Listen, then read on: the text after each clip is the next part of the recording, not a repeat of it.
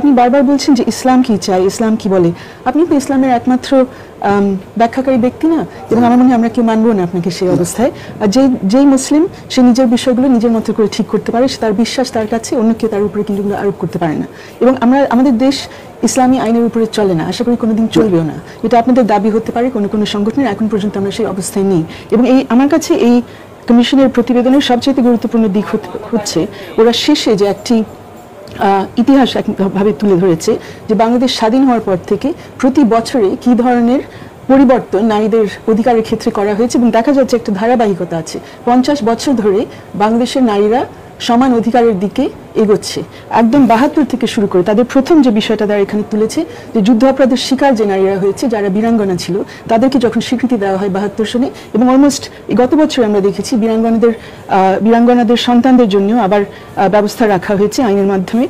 তাদের জন্য যে বীরাঙ্গনারা চলে যাচ্ছেন আমাদেরকে ছেড়ে, এখন তাদের জন্য ব্যবস্থাগুলো করা হয়েছে, সেগুলো একটা হাইকোর্টের আদেশের মাধ্যমে। এবং অন্যান্য অনেক বিষয় নিয়ে নারী নির্যাতনকে স্বীকৃতি দেওয়া হয়েছে আইনের মাধ্যমে।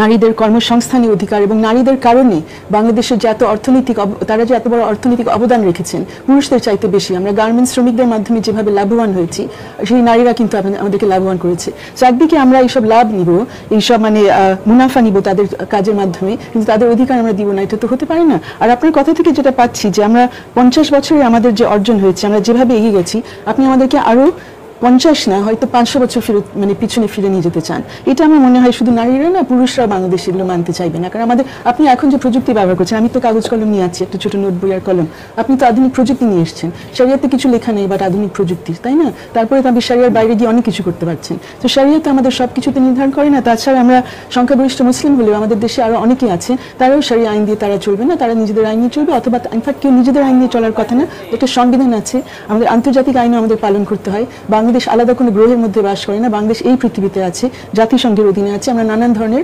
আন্তর্জাতিক অধিকার আমরা মানি, এবং তার মধ্যে অবশ্যই সমান অধিকার ব্যাপারে আমরা প্রথমে এই বছরে এই কমিশনটা বলেনি।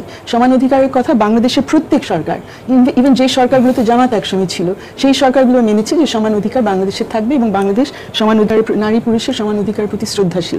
তো আপনি যে আপত্তিগুলো দিয়েছেন, এগুলো আসলে ঐতিহাসিক কোনো ভিত্তি নাই। এখন থেকে হয়তো রাজনৈতিক কারণে আপনারা বলছেন, এটা অত্যন্ত দুঃখজনক যে এই একমাত্র কমিশনে আপনারা এরকম উঠে পড়ে লেগেছেন, অন্য কোনো কমিশনে কিছু বলছে না। এমন কমিশন আছে যেখানে কোনো নারী সদস্যই নাই, বিচার সংস্কার কমিশন, সেটা নিয়ে আমি একটা কথা এখন পর্যন্ত শুনি নাই। আপনাদের নারীদের অধিকার প্রশ্ন আসলে আমরা এই ধরনের বিতর্ক শুনি, এবং জামাত থেকে সেই ক্ষেত্রে কখনো আমরা সমর্থন পেতে দেখি না।